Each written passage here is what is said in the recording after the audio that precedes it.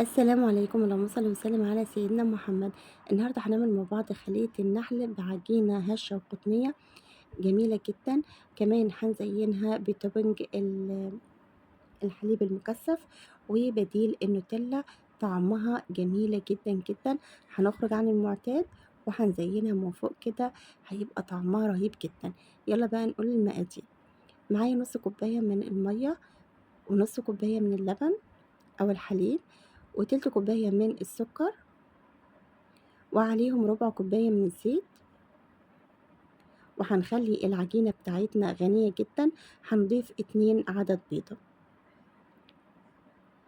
وهنضيف كمان كيس خميرة فورية 10 جرام، ومعلقة كبيرة من الخل علشان البيض وزفارة البيض، وكمان الخل بيبقى يعني بيبقى زي محسن للعجينة بتاعتي.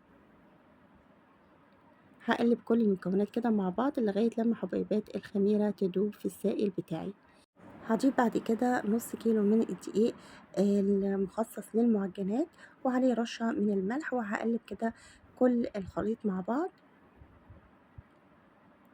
طبعا لو لقيتي العجينة بتلزق شوية، محتاجة ان هي رشة من الدقيق وهتلم معاكي وهتبقى زي الفل. دي رشة من الدقيق كده هنزلها على الرخامة، وافضل كده اعجن العجينة بتاعتي بالشكل ده لغاية لما العجينة بتاعتي تلم تماما والتلزيقة تروح منها خالص. كده العجينة بتاعتي شايفينها بسم الله ما شاء الله طرية جدا. هجيب البولة اللي انا عجنت فيها، واحط كده فيها شوية من الزيت، وانزل كده بالعجينة بتاعتي، واحط على الوش كده زيت. هنضف كده المكان بتاعي، وبعد كده هجيب البولة بتاعة العجن واغطيها بالبلاستيك راب، ولازم تغطيها كويس جدا عشان ما يدخلهاش الهواء، وهسيبها لغاية لما يزداد حجمها.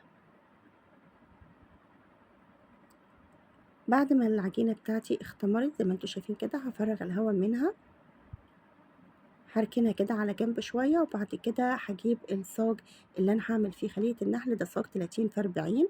حطيت فيه شوية من الزيت كده ووزعتها بالفرشة.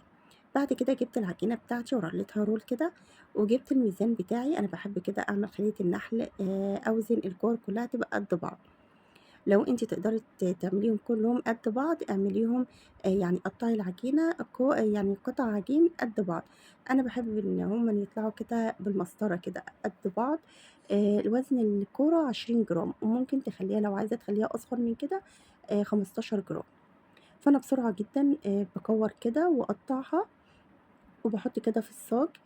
طبعًا بين كل كورة وكورة باسيب مسافة علشان لسه العجينة بتاعتي هتختمر تاني ويزداد حجمها، لإن خلية النحل بتختمر على مرتين، مرة في البولة ومرة تانية في الصاج بتاعها. كده أنا خلصت خلية النحل زي ما أنتم شايفين، هاغطيها واسيبها تختمر للمرة التانية. وده شكلها بعد ما اختمرت، شكلها جميل جدًا. جبت بقى لبن وعسل أسود وفانيليا، وباحب كده ألمّع المعجنات بتاعتي بالعسل الأسود، بتدّي لون رهيب للمعجنات، بتبقى شكلها حلو جدًا ولونها حلو أوي. بادخّلها فرن ساخن على درجة حرارة 200، وده شكلها بعد ما تخرج من الفرن، شكلها جميل جدًا. أنا عندي سيرب، عملت سيرب اللي هو سيرب الكنافة، ولا هو تقيل ولا هو خفيف، سيرب وسط. كوباية إلا ربع سكر، كوباية إلا ربع من المَيّة. طبعًا أنا ما كترتش في السيرب، لإن طبعًا هاحط عليها توبنج من فوق، فمش عايزاها تبقى جازعة أوي. لكن لو أنا مش هاحط التوبنج من فوق كنت هازوّد كمية السيرب. بعد ما هديت تمامًا، لإن مش هينفع إن أنا أحط الحليب المكثف بديل النوتيلا.